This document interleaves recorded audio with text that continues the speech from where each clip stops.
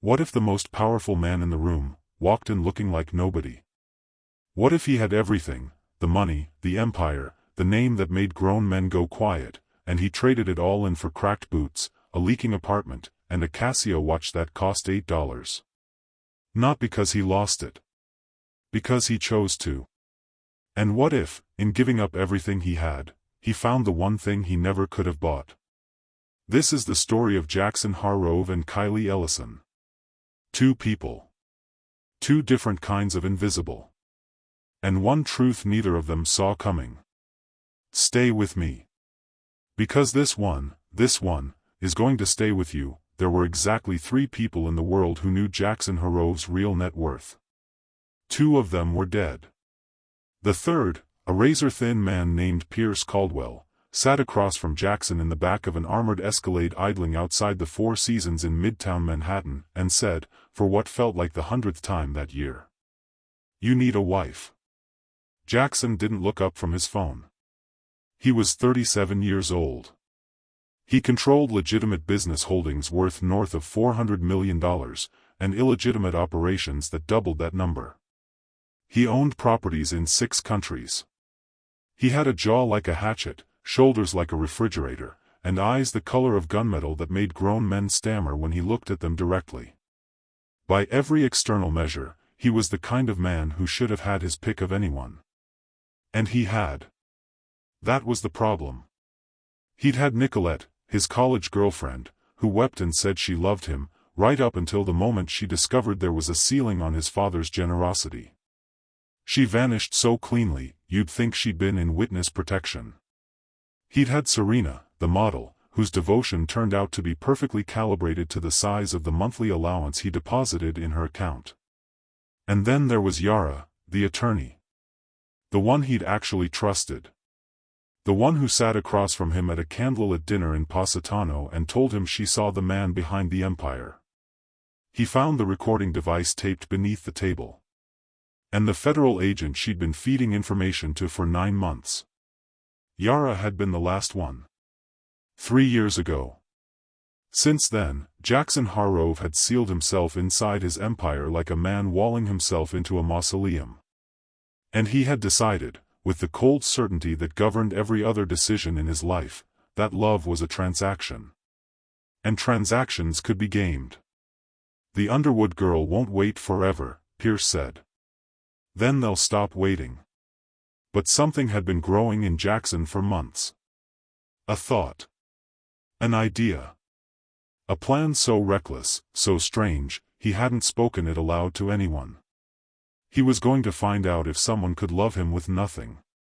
Not Jackson Harrove, the name that made restaurant managers sweat and judges return phone calls.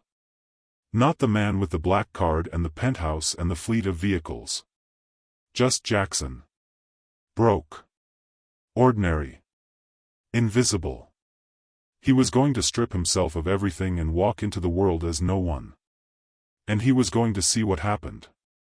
Because the not knowing was eating him alive. It was a Thursday evening in his 4th week of this new, stripped-down life, damp October, the kind of night that smelled like wet concrete and dying leaves, when he first saw her. He was sitting on a bench outside a laundromat on Bergen Avenue, eating a gas station sandwich, watching the street do nothing in particular. And then she came out of the community center across the road. She was carrying 2 cardboard boxes stacked so high she couldn't see over them. She wore a blue cardigan pilling at the elbows, sneakers that had seen better years, and she moved with the careful grace of someone long accustomed to navigating a world that wasn't built for her. She stumbled, not badly, just a foot catching an uneven slab, and caught herself with a quiet, practiced dignity. A man in a leather jacket sidestepped her without slowing. A couple across the street didn't even glance over. And Jackson Harrove, the man who had spent his entire life surrounded by people who moved for him, watched a woman who the world had already decided wasn't worth seeing, and stood up. "Hey, can I grab one of those?" She peered around the boxes at him. Brown eyes. Dark and warm and wary. The eyes of someone who had learned that unsolicited help usually came with a price. "I've got it. I can see that."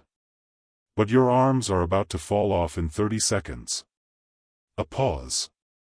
She studied him, the beard, the cracked boots, the jacket with the broken zipper. And something in her assessment was different from every other woman who had looked at him in this disguise. Those women had looked at him and seen what he lacked. This woman was deciding something else entirely. Whether he was safe. The top one, she finally said. It's lighter. He took the box. It was full of children's books, dog-eared, soft-spined, well-loved. They loaded them into her dented white Toyota. She thanked him. She got in her car. She didn't ask for his number. She didn't linger. She just drove away. And Jax Maroro, the ghost of Jackson Harrove, stood on that sidewalk in the October cold and realized something extraordinary. That was the first conversation he'd had in 4 weeks where the other person wasn't performing. She hadn't flirted. She hadn't calculated his worth. She hadn't angled for anything. She had simply been a person talking to another person. 90 seconds. That was all it was. And it was the most real thing that had happened to him in years. Here is what Jackson Harrove had not counted on. He'd designed the experiment carefully. He'd built the identity, taken the job, found the apartment. He had prepared himself to be overlooked, dismissed, and treated as invisible, because that was the data he was collecting. He wanted to know who he was without his money. What he had not prepared for was Kylie Ellison. He hadn't prepared to see her unlocking the community center at 7 in the morning with coffee in one hand and her keys in her teeth. He hadn't prepared to hear her chasing a 6-year-old down the sidewalk while the kid shrieked with laughter. He hadn't prepared to notice, from behind the cereal aisle at Freshmart, the way 2 women in yoga pants whispered to each other while Kylie reached for a box of pasta, and one of them said, just loud enough, "Some people really should try the salad section first." Kylie's hand froze on the box for half a second. Just half a second. Then she put it in her cart and moved on. He watched her do that. And something inside him shifted, not with pity, but with a slow, building fury on behalf of a woman who had never asked anyone for anything and still couldn't make it through a grocery run without someone taking a shot at her. He began to understand that she was navigating a different kind of invisibility than his. His was chosen. Temporary. Reversible. Hers had been handed to her at age 8 by a boy named Kevin Briggs with a red backpack, and reinforced every single day since by a world that had decided her body made her less. And still, she showed up at it was 6 in the morning after his shift when the sky cracked open. Not drizzle, a full assault. Sheets of water that turned the parking lot into a shallow lake in under a minute. He stood under the Freshmart awning debating whether to accept the drowning. And that's when he saw her. White Toyota. Dented quarter panel. Hood up. Steam rising. Kylie sat in the driver's seat, door open, staring at the engine like it had personally offended her. She was already soaked through, her green cardigan dark with rain across the shoulders. "That doesn't look great," he said, walking over. She looked up. Something flickered across her face, recognition, then the smallest trace of relief she immediately tried to hide. Box guy. Jax. Radiator hose. Apparently, this is what happens when you drive a car held together by prayer and duct tape. He sat down on the wet curb beside her car. She looked at him, that careful look again, waiting for the catch. "You don't have to wait with me. I know. Seriously. You just worked all night. I'm already wet. Tell me about the reading program." And she did. She told him about ReadBridge, how she'd walked out of a soul-deadening desk job at an insurance company 4 years ago and started a reading program for kids in Kearney. Kids from families where books were a luxury and reading for pleasure was an abstraction. She drove to library sales and thrift stores across 3 counties to find books. She wrote grants on weekends. She'd been rejected 14 times. 15, actually, she corrected herself. I forgot about the Holcomb Foundation. They sent me a letter so politely devastating, I framed it. That's criminal. That's non-profits. The tow truck arrived 40 minutes late and the driver looked at her steaming car and said, "This thing's barely worth towing." Jackson felt something hot and sharp rise in his chest, the reflex of a man accustomed to making people regret their disrespect. He swallowed it. Jax Maroro didn't have that power. But Kylie didn't need him to step in. She looked at the driver with a steadiness that had nothing to do with aggression and everything to do with exhaustion that had crystallized into patience. "It's worth towing to me. Ruiz Auto on Skylar, please." When the truck pulled away, she turned to him. "Thanks for sitting with me." She stopped. "People don't usually do that." "Stay." The word landed between them like something dropped from a great height. People don't stay. That was her experience, laid bare in 3 words, as plainly as she stated the weather. He held her gaze a beat too long and she looked away first, pulling her wet cardigan tighter. He understood. She hadn't just told him about a broken car. She'd told him everything. After that, the seeing around became deliberate on both sides, though neither admitted it. He'd stop by the community center on his way to the bus. She'd save him a spot on the front steps. They'd talk, real talk, the meandering kind that only happens when no one is performing. She told him about growing up in Bayonne with a mother who was constantly dieting and a father who left when she was 11. A sister who was thin and blonde and beloved in the way the world rewards thin blonde girls. She told him about the years of trying to shrink herself, the diets, the gym memberships, the morning runs that left her crying on the sidewalk, not from exhaustion, but from the ache of running toward a version of herself that didn't exist. "I stopped," she said one evening. The October air sharp, the streetlights just coming on. "About 3 years ago. Not stopped caring about my health. Stopped trying to earn my way into being treated like a person. I decided I was going to be a person regardless." How's that working out? Some days it's revolutionary. Some days it's just exhausting. He brought her coffee once. Gas station coffee, 79 cents, because that was all Jax Maroro could afford. She took it like he'd handed her a diamond. "You didn't have to do that. It's 79 cents. It's not about the price." She was right. It never was. He was falling for her. He knew it the way you know a storm is coming, the pressure change, the shift in the air, the knowledge that something irreversible is about to happen and there is absolutely nothing you can do to stop it. 6 weeks in. Temperature dropped enough to make their breath visible. They were walking back from a corner store, Kylie's arms full of supplies for the Reed Bridge holiday event. She slipped on a patch of ice. He caught her, his hands closing around her arms, her body colliding with his chest, her face inches from his, her breath warm on his jaw. The world contracted to the space between them. "Sorry," she whispered. She didn't pull away. "I'm not exactly light. You probably should have let me fall." "That's never going to happen." He said it quietly. And he meant it in ways she didn't yet know. The guilt hit him like a fist. Because he was lying to this woman. Every conversation, every moment of closeness, built on a deception. And she was giving him something real. Her trust.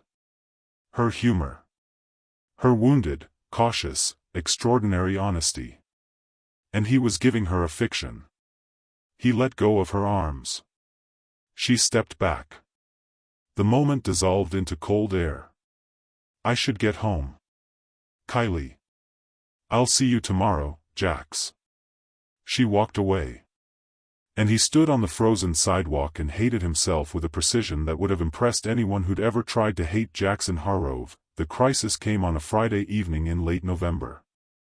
The Reed Bridge annual celebration.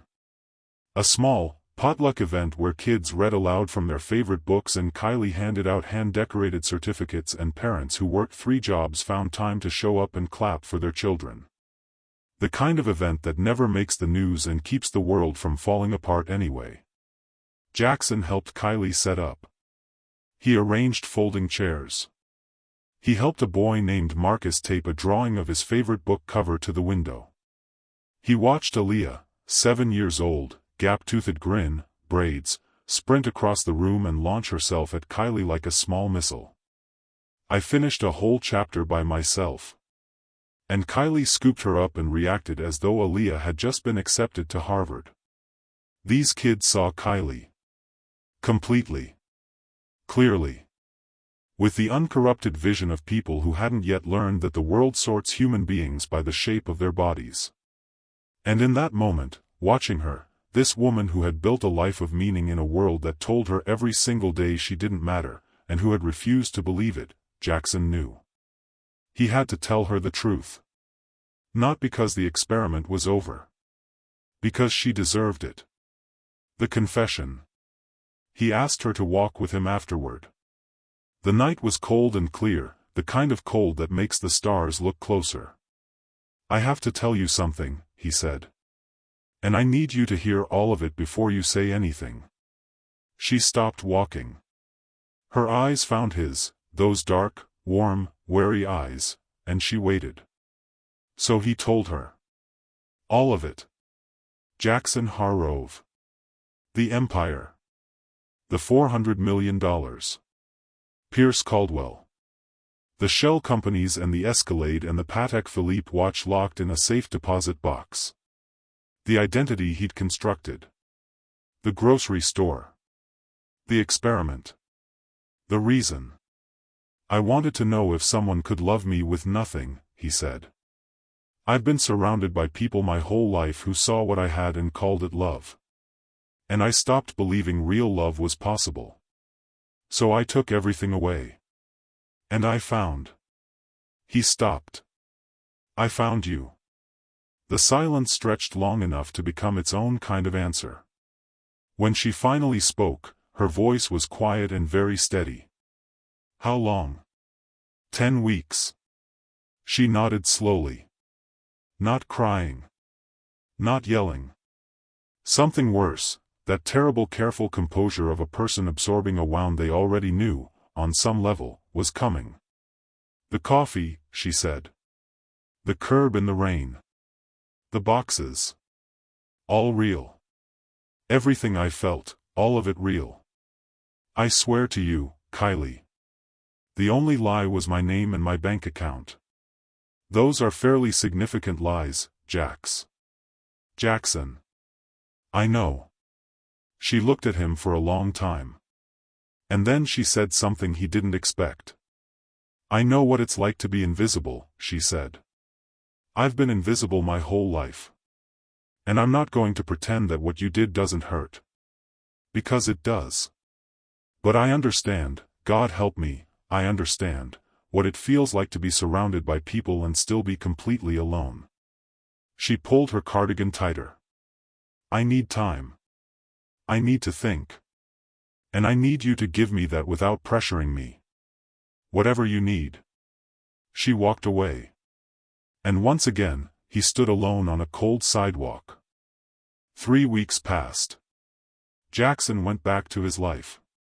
Pierce briefed him on the Underwood situation, the federal investigation, Thatcher's unauthorized deal. He dealt with all of it. He sat in boardrooms and made decisions that moved millions of dollars, and none of it felt like anything at all.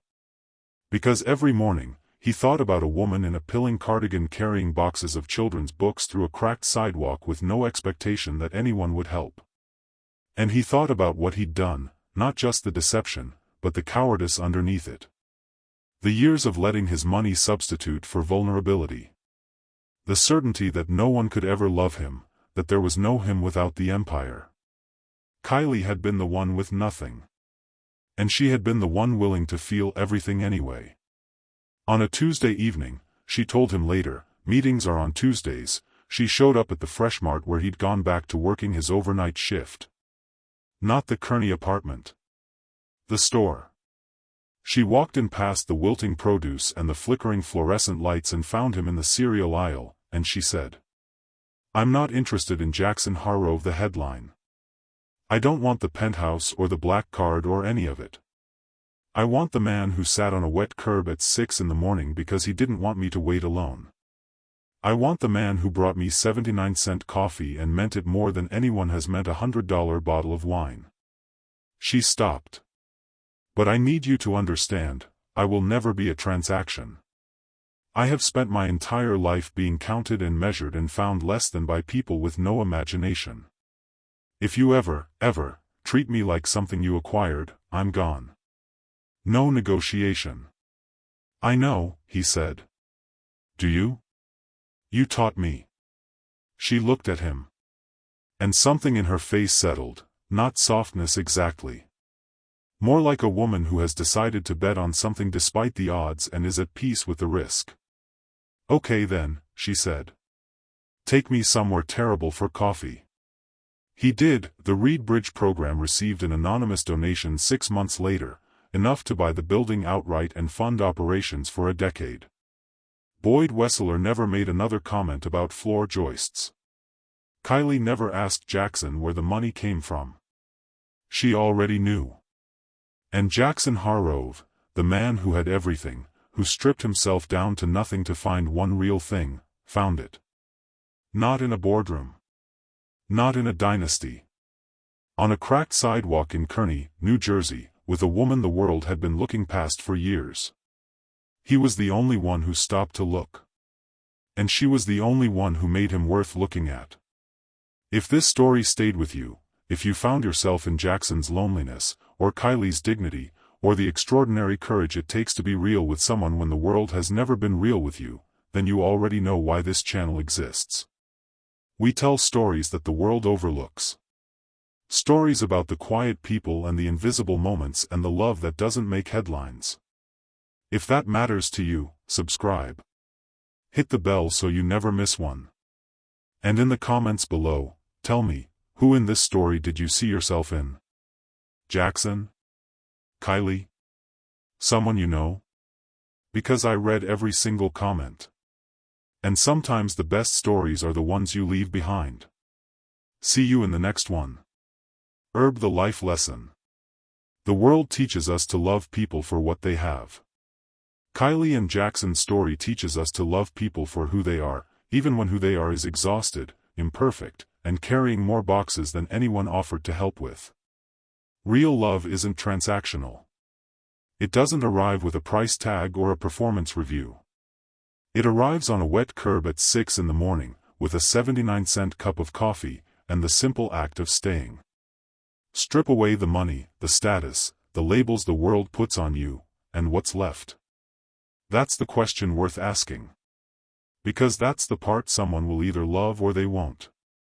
And the person worth loving is the one who stays anyway.